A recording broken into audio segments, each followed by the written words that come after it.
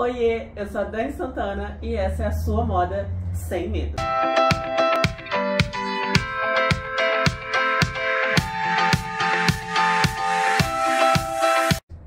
Cenário diferente. Hoje eu tô aqui em São Paulo, vim para fazer algumas análises cromáticas e estou aproveitando essa luz maravilhosa e o material aqui em frente para falar um pouco sobre isso, sobre cor, sobre análise cromática, e esse é o tema do vídeo dessa semana. Aproveita e já se inscreve no canal, ativa o sininho para não perder nenhuma novidade, nenhum vídeo novo. Para falar de análise cromática, a gente precisa começar falando sobre cor. O que é a cor? A cor nada mais é a reação entre a luz, os nossos olhos, a cor dos materiais. Então, antes de falar de cor, a gente precisa falar sobre luz. Por isso até a análise cromática é feita em luz natural. Porque uma lâmpada pode ser muito fria, que é mais azulada, quente, mais amarelada, e tudo isso influencia na maneira como a gente está vendo as cores. Quando a gente fala em cor, temos três características principais: profundidade, intensidade e temperatura. Profundidade. Profundidade nada mais é o quão escura uma cor é, o quão próxima do preto. Ou o contrário, o quão clara.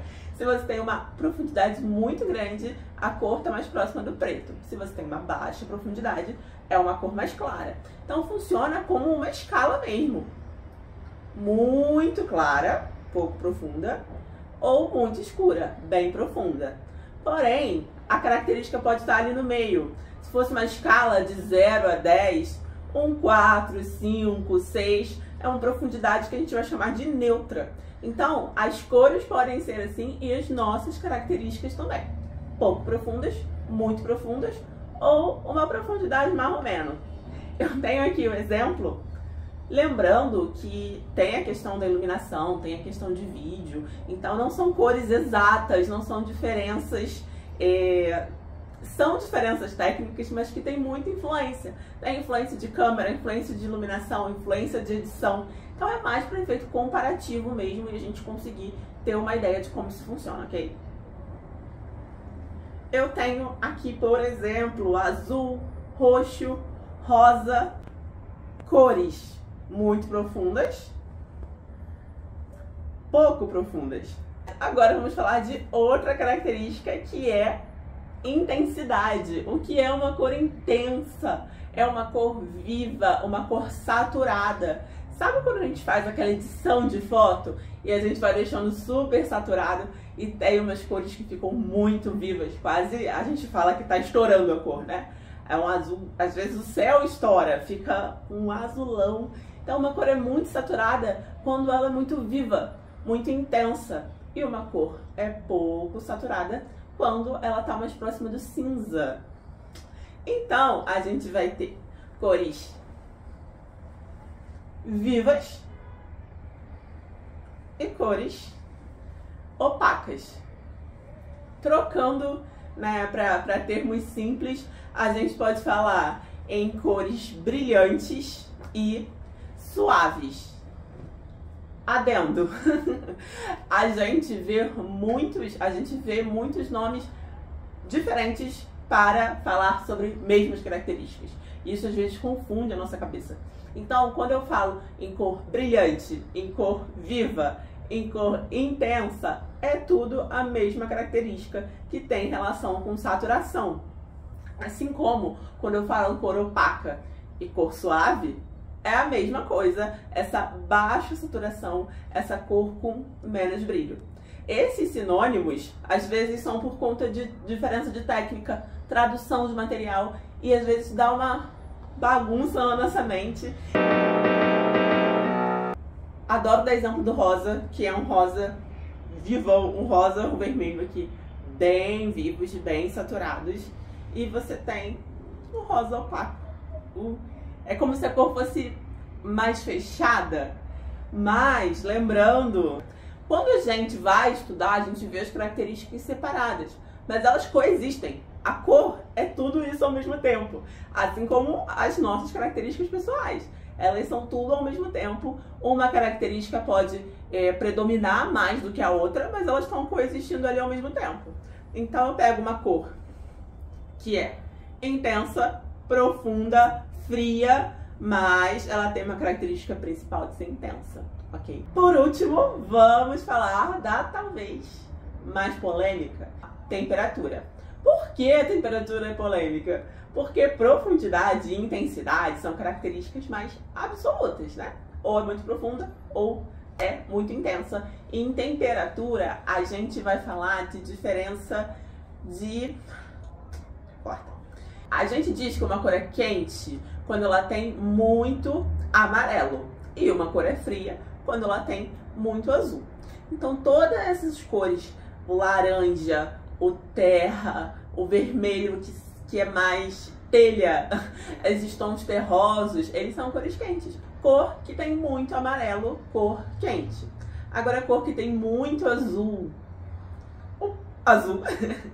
o roxo, o verde que é muito azulado, todas essas cores, tem até alguns vermelhos, que eu brinco que se você se concentrar, você consegue ver um fundo azulado. O próprio rosa também. O rosa, ele pode ser mais quente, quando ele tem mais amarelo, quando ele é mais alaranjado, assim como o rosa pode ser frio, que é aquele rosa pink, que tem um fundo azul.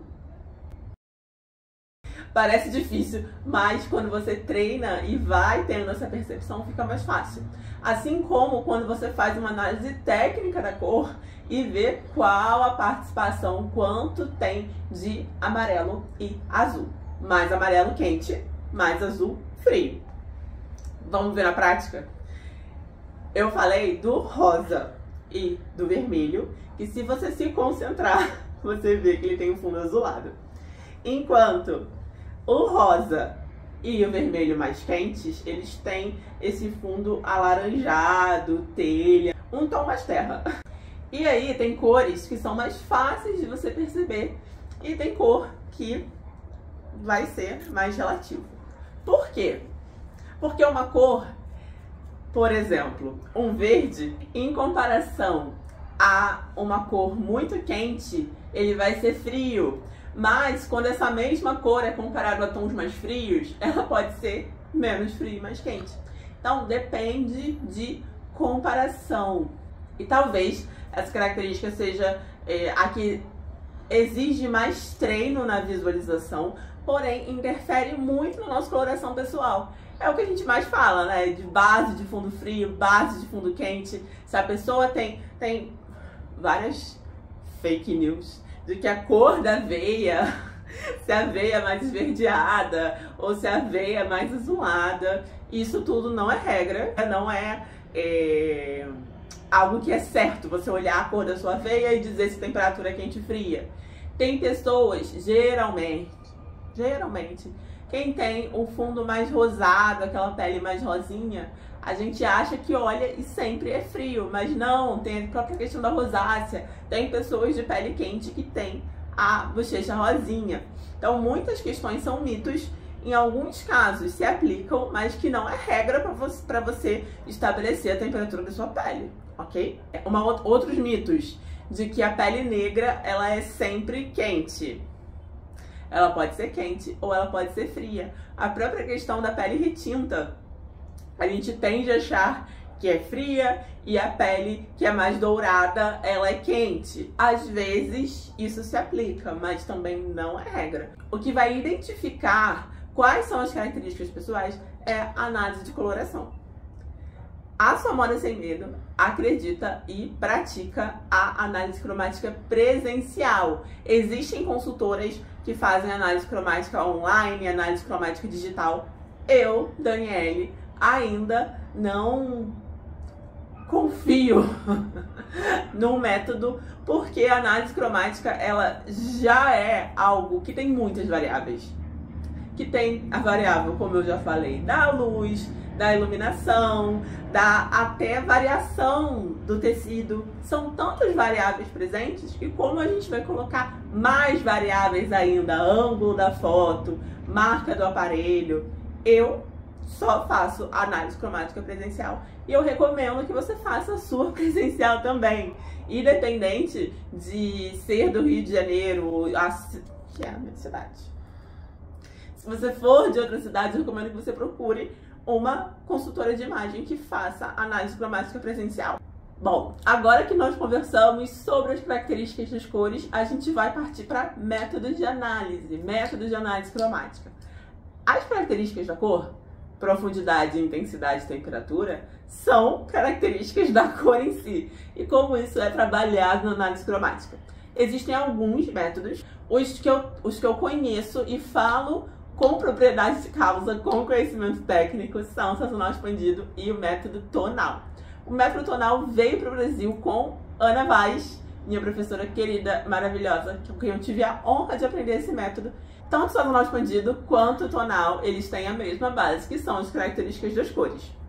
E nesses dois métodos, a gente prioriza a principal característica. Você está lembrada que eu falei que a cor ou a pele podem ser neutras e outras características vão prevalecer?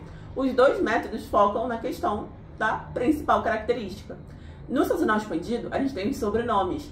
Você tem o inverno escuro, o outono suave, um verão claro. O sobrenome sempre é a principal característica da sua coloração pessoal. Porém, no sazonal expandido, as características, elas são sempre agrupadinhas. Elas não são soltas na classificação. Se você tem como principal característica a profundidade e tem uma cartela escura, você tem duas opções: inverno escuro ou outono escuro. O inverno, ele é sempre escuro, frio e intenso. O outono, ele é sempre escuro, quente e opaco. Percebeu a diferença entre essas características? Então, se você tem uma cartela que é escura, fria e opaca, ou escura, quente e intensa, não tem cartela que te abrigue. Isso aconteceu na minha análise cromática. Eu tenho como principal característica a profundidade. Quando rolou essa comparação entre inverno escuro e outono escuro, eu fiquei ali no meio do caminho. Para a temperatura, por exemplo, eu tenho uma neutralidade. Então, como escolher entre o inverno escuro e o outono escuro se as duas cores ficavam bem em mim? No sazonal expandido, você não abriga muito bem essa questão da neutralidade. E as características andam agrupadinhas. E essa é a principal diferença do tonal. No tonal, as características são independentes. Resumindo, o sazonal expandido tem 12 cartelas, enquanto o tonal tem 78. Pois é, eu acho que não é difícil perceber qual método é mais completo, mais inclusivo e o que representa melhor a sua coloração pessoal. E foi isso que aconteceu comigo. Eu tinha formação no sazonal expandido, descobri o tonal e percebi que ele ia abranger melhor. No meu caso, por exemplo, eu não preciso escolher entre cores quentes e frias, desde que elas sejam profundas. Então, isso pode acontecer com você também. Priorizar uma característica e ter amplo acesso às outras, diferente do tonal em que todo outono é escuro, quente e opaco. Todo verão é claro, suave e frio. Então essa é a principal diferença. No final das contas, isso traz uma análise mais completa com menos aproximações, o que resulta numa maior possibilidade de cores para você utilizar. E como funciona a análise cromática? A reação da luz com o tecido, com o nosso rosto, acontece nessa parte aqui de cima, muito colo-rosto. A gente coloca os tecidos com diferentes características aqui próximo e vê como é a reação do nosso rosto a essas diferentes cores. Pode ser que crie sombra, pode ser que ilumine, pode ser que destaque alguma olheira, alguma manchinha, pode ser que disfarce. Então, em conjunto, consultora de imagem e você, vamos observando essas diferentes alterações e qual é o seu gosto, o que você prefere. A gente observa os diferentes impactos e juntas a gente determina quais são as melhores cores para você. Falamos sobre cores, falamos sobre dois dos principais métodos de análise, que existem outros, porém esses não são os dois principais e são os dois que eu conheço para poder falar. Agora vamos falar sobre a aplicação da cartela na sua vida. Por que fazer análise cromática? Se não tiver preto na minha cartela, eu nunca mais vou poder usar preto. Se tiver vermelho e eu não gostar de vermelho, eu vou ter que usar essa cor só porque ela tá na minha cartela. Tudo isso é mito. A cartela, saber quais são as suas cores, são ferramentas para você utilizar de acordo com a sua vontade, com o seu critério. Lembrando que a harmonia, que é a repetição das características da sua coloração pessoal nas cores que você utiliza, não é uma regra, ela é uma das possibilidades. Se você quer, por exemplo, fazer um vídeo, assim como eu estou fazendo, usar as cores da sua cartela ajuda a harmonizar toda a sua beleza, das roupas que você está usando, da maquiagem, o óculos que está sempre no seu rosto. Você pode escolher, você pode ter mais opções, ter mais conhecimento para basear as suas escolhas. Maquiagem dentro da cartela, ela parece mais natural, parece que aquela cor combina com você. E se você quer trazer um contraste, uma imagem de impacto, você pode, óbvio, claro que pode, usar uma cor diferente e trazer mais atenção para a maquiagem ou mais atenção para a peça que você está usando. É muito comum, inclusive, ver nas artistas. Às vezes, o foco é na maquiagem, o foco é na roupa. Então, não existe isso de certo ou errado para a cartela de cores, mas sim intenção. Você quer parecer mais natural, mais harmônica, ou você quer trazer uma imagem de impacto, um contraste? Quem escolhe isso, quem determina isso é você. Então não existe cor certa ou errada, mas sim objetivo, possibilidades que você tem e pode usar com mais conhecimento. Assim como o que a gente chama de burlar a cartela, que pode acontecer. Você tem uma peça que você gosta, numa cor que não está na sua cartela. Quando você coloca, você acha que você fica batida, não rola, e você nunca usa aquela peça por conta da cor. Quando você conhece essa cartela, você entende por que isso acontece e pode usar ferramentas que burlem essas características, desde a maquiagem até uma terceira peça. Então, cartela de cores não é prisão, não é limitação, pelo contrário, é informação, e informação é poder. Essas são as principais informações sobre cor, sobre análise cromática. Se você tem qualquer dúvida, deixa aqui nos comentários. Pergunta, porque eu posso fazer uma parte 2 desse vídeo com as dúvidas, com as informações que você quer saber. Curte o vídeo se você gostou, manda para aquela amiga que é doida de fazer análise cromática ou para aquela que tem medo de fazer e descobrir que não tem preto na cartela. Lembrando que se uma cor não tá na sua cartela, é mais fácil de você utilizar quando você sabe que ela não tá e sabe como lidar com essa característica. A gente se vê na próxima. Obrigada por assistir. Um beijo. Até a próxima.